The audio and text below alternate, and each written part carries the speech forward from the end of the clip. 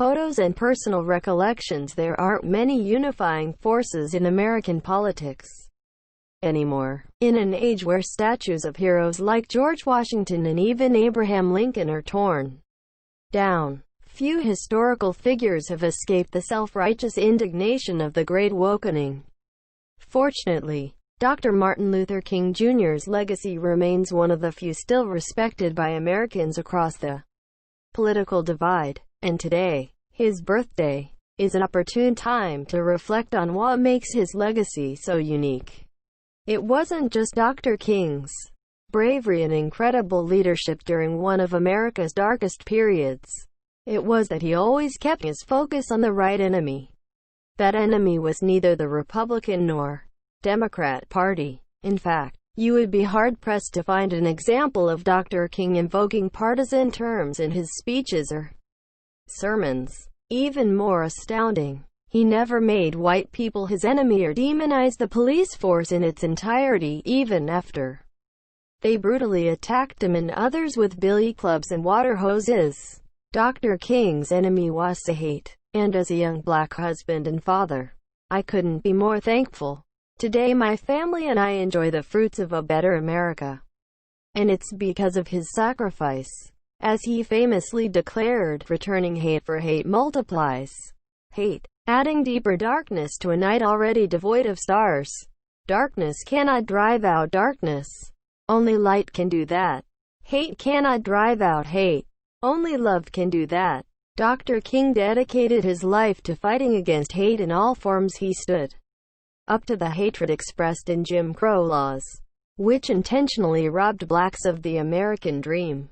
He fought against hate embedded in policies that denied the humanity of poor and working-class Americans. He even advocated against hate expressed in the black nationalist movement of his day. As he wrote in his letter from a Birmingham jail, the other force is one of bitterness and hatred and comes perilously close to advocating violence. It is expressed in the various black nationalist groups that are springing up over the nation. It is made up of people who have lost faith in America, who have absolutely repudiated Christianity, and who have concluded that the white man is an incurable devil. Much to the dismay of those who seek to divide us, the lines of good and evil do not fit neatly into our political spectrum. Dr. King's legacy teaches us that no single political movement, national institution or public figure can claim a monopoly on hate. It can rear its ugly head anywhere, much to the dismay of those who seek to divide us.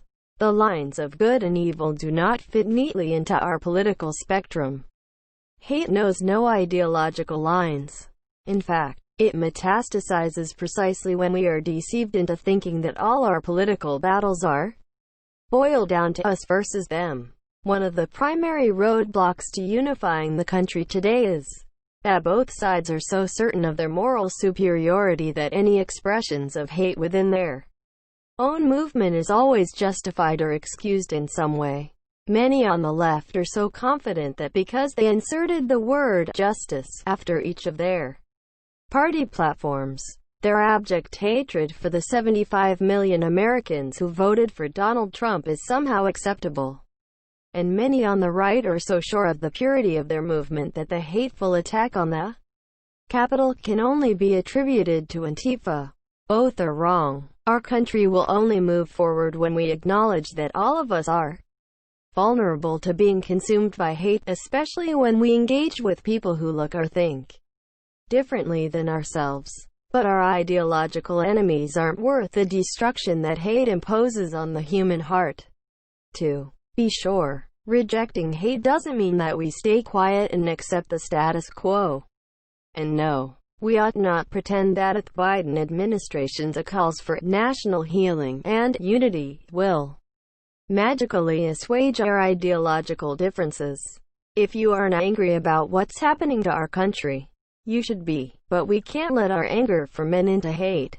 Dr. King could have chosen the easy way out. He could have reduced the entirety of the civil rights movement to whites versus blacks. He could have played the common political game of making his movement a choice between the right or the left. Instead, He took the harder path of challenging hate from every direction.